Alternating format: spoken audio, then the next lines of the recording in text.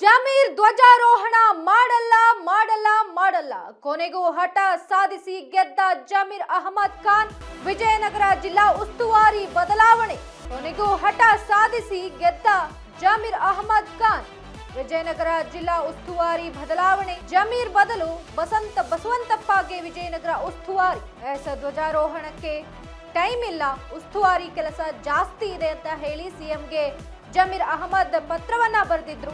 ಇಂದು ಬೆಳಗ್ಗಿನಿಂದಲೂ ರಾಜ್ಯದಲ್ಲಿ ಜಮೀರ್ ನಖಾರದ್ದೇ ವಿವಾದ ಆಗ್ತಾ ಇತ್ತು, ನಡೀತಾ ಇರುವಂತದ್ದು.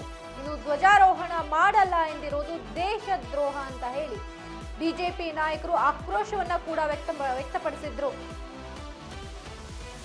ಎಲ್ಲ ಆಕ್ಷೇಪಗಳಿಗೆ ಕ್ಯಾರೆ ಎನ್ನದೆ ಉಸ್ತುವಾರಿ ಬದಲಾಯಿಸಿದ್ದಾರೆ ಸಿಎಂ. ಬಸವಂತಪ್ಪಗೆ ಕೊಟ್ಟಿದ್ದ ಉಡುಪಿಯ ಹೊಣೆ ರಿಜ್ವಾನ್ ಪಾಲಾಗಿದೆ.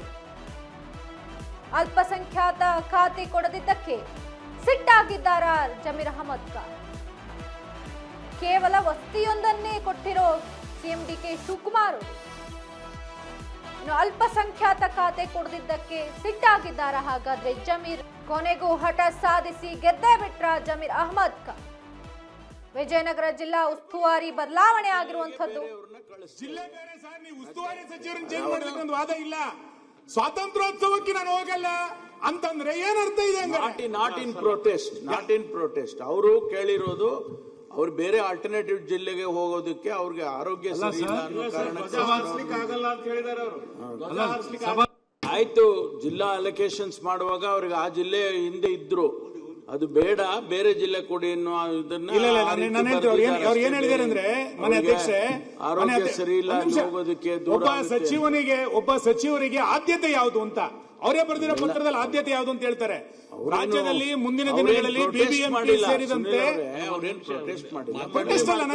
ಮನವಿ ಮಾಡ್ಕೊಂಡಿದ್ದಾರೆ ಬೇರೆ ಜಿಲ್ಲೆ ಕೊಡ್ಲಿ ಅಂತ. ಮಾನ್ಯ ಕಂದಾಯ ಸಚಿವರೇ, ಒಬ್ಬ ಸಚಿವನಿಗೆ ಪ್ರೌಡ್, ನಾನು ಜಿಲ್ಲಾ ಸ್ವಾತಂತ್ರ್ಯೋತ್ಸವದಲ್ಲಿ ಭಾಗವಹಿಸ್ತೀನಿ ಅನ್ನುವಂಥದ್ದು ಒಂದು ಗೌರವದ ಸಂಕೇತ. ನನಗೆ ಸಮಯದ ಅವಕಾಶ ಇಲ್ಲ, ನಂಗೆ ಕೊಡಿ, ಚೇಂಜ್ ಮಾಡಿ ಅಂತ ಹೇಳ್ತೀರಿ ಅಂತಂದ್ರೆ, ಅಂತ ಸಮಯನೇ ಇಲ್ಲ ಅಂದ್ಮೇಲೆ ಆ ಸಚಿವನ ಯಾಕೆ ಇಟ್ಕೊಳ್ತೀರಿ ನೀವು? ರಾಷ್ಟ್ರಧ್ವಜ ವರ್ಷಕ್ಕೆ ಸಮಯ ಇಲ್ಲ. ಅವ್ರು ಹೇಳಿದಾರೆ ಇಲ್ಲಿ 15/8/2026 ಸ್ವಾತಂತ್ರ್ಯ ದಿನಾಚರಣೆ ಧ್ವಜಾರೋಹಣ ಹೊಣೆಯಾರಣಕ್ಕೆ ನೀಡಿದ್ದು ನಾನು ಹಾಜರಾಗಲು ಸಾಧ್ಯವಾಗುವುದಿಲ್ಲ ಅಂತ ಕೊಟ್ಟಿದ್ದಾರೆ. ಏನ್ ಹಂಗಾರ ಅರ್ಥ? ಏನ್ ಆರೋಗ್ಯ? ಯಾರ ಆರೋಗ್ಯ? ಸುಮ್ಮನೆ ನೋಡಿ, ಇದು ಈ ತರದನ್ನೆಲ್ಲ ರಾಜ್ಯ ಜನ ಸಹಿಸಿಕೊಳ್ಳಿಕ್ ಸಾಧ್ಯ ಇಲ್ಲ. ನೀವು ಇಲ್ಲಿ ವಿಧಾನಸೌಧದೊಳಗೆ ಪಾಕಿಸ್ತಾನ ಭಾರತ್ ಮಾತಾ ಕಿ ಜೈ, ಒಂದೇ ಮಾತರಂ ಅಂತ ಹೋದ್ರು. ಒಬ್ಬ ಮಂತ್ರಿಗೆ ಸ್ವಾತಂತ್ರ್ಯ ದಿನಾಚರಣೆಯಲ್ಲಿ ಭಾಗವಹಿಸೋಕ್ಕೂ ಪುರ್ಸೊತ್ತಿಲ್ಲ ಅಂತ ಹೇಳಿದ್ರೆ, ಇಂಥವ್ರನ್ನೆಲ್ಲ ಇಟ್ಕೊಂಡು ಡಿ ಕೆ ಶಿವಕುಮಾರ್ ಮಂತ್ರಿ ಮಾಡೋಕ್ಕೆ ಹೋಗಿದ್ದಾರೆ. ಇದು ದೇಶಕ್ಕೆ ಮಾಡಿದಂಥ ಅಗೌರವ ಅಲ್ವೇನು?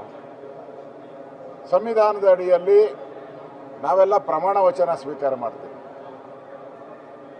ಆ ಸಂವಿಧಾನದ ಅಡಿಯಲ್ಲಿ ನಾವು ಸಂವಿಧಾನಕ್ಕೆ ಗೌರವ ಕೊಡ್ತೀವಿ. ಲಕ್ಷಾಂತರ ಜನ, ಕೋಟ್ಯಾಂತರ ಜನ ಈ ಸ್ವಾತಂತ್ರ್ಯದ ಹೋರಾಟದಲ್ಲಿ ಪಾಲ್ಗೊಂಡಿದ್ದಾರೆ. ಈ ಬಗ್ಗೆ ಹೆಚ್ಚಿನ ಮಾಹಿತಿ ನೀಡಲು ನಮ್ಮ ಪ್ರತಿನಿಧಿ ಪ್ರವೀಣ್ ರಾವ್ ಅವರು ನಮ್ಮೊಟ್ಟಿಗಿದ್ದಾರೆ. ಪ್ರವೀಣ್ ರಾವ್, ಇಂದು ಬೆಳಗ್ಗಿನಿಂದಲೂ ನಮ್ಮ ರಾಜ್ಯದಲ್ಲಿ ಜಮೀರ್ ಅವರು ಧ್ವಜಾರೋಹಣ ಮಾಡಕ್ಕಾಗಲ್ಲ, ನಾಳೆ ಅದರಲ್ಲಿ ಭಾಗವಹಿಸ್ಲಿಕ್ಕೆ ಆಗಲ್ಲ ಅನ್ನುವಂಥ ವಿವಾದ ಕೇಳಿ ಬರ್ತಾ ಇದೆ.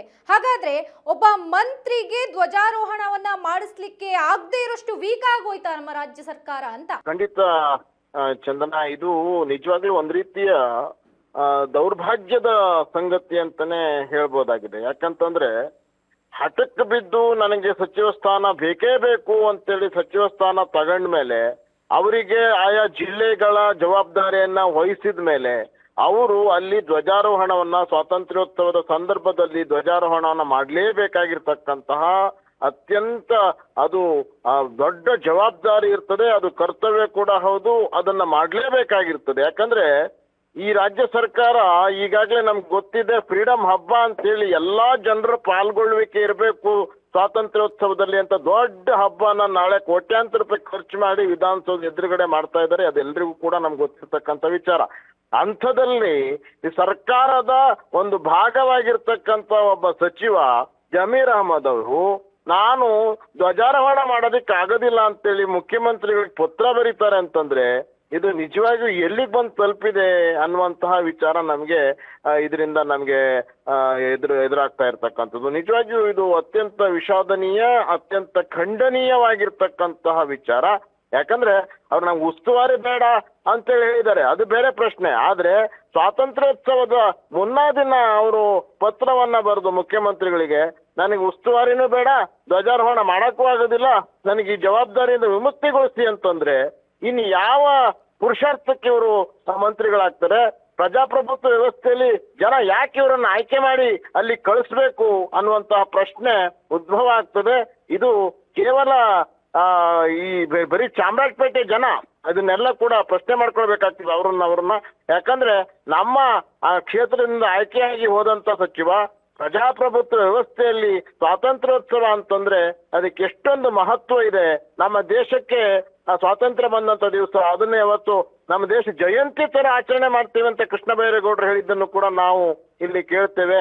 ಅಂಥದ್ರಲ್ಲಿ ಈ ರೀತಿಯಾಗಿರುವಂಥದ್ದು ನಿಜವಾಗಿ ಅವರಿಗೆ ವಿಜಯನಗರದ ಒಂದು ಉಸ್ತುವಾರಿ ಜವಾಬ್ದಾರಿಯನ್ನ ಕೊಟ್ಟಿದ್ರು. ನನಗೆ ಉಸ್ತುವಾರಿ ಬೇಡ ಅಂತ ಹೇಳಿದಕ್ಕೆ ಈಗ ಅಲ್ಲಿ ಧ್ವಜಾರೋಹಣವನ್ನ ಮಾಡುವಂತಹ ಕೆಲಸಕ್ಕೆ ವಸಂತಪ್ಪನವರಿಗೆ ಈಗ ಜವಾಬ್ದಾರಿಯನ್ನು ವಹಿಸಿರುವಂತದ್ದನ್ನ ನಾವು ಇಲ್ಲಿ ಗಮನಿಸಬಹುದು. ಜೊತೆಗೆ ವಸಂತಪ್ಪ ಅವರಿಗೆ ಉಡುಪಿಯ ಉಸ್ತುವಾರಿಯನ್ನ ಕೊಟ್ಟಿದ್ರು, ಉಡುಪಿ ಉಸ್ತುವಾರಿಯನ್ನ ಈಗ ರಿಜ್ವಾನ್ ಅರ್ಷದ್ ಅವರಿಗೆ ವಹಿಸಿದ್ದಾರೆ.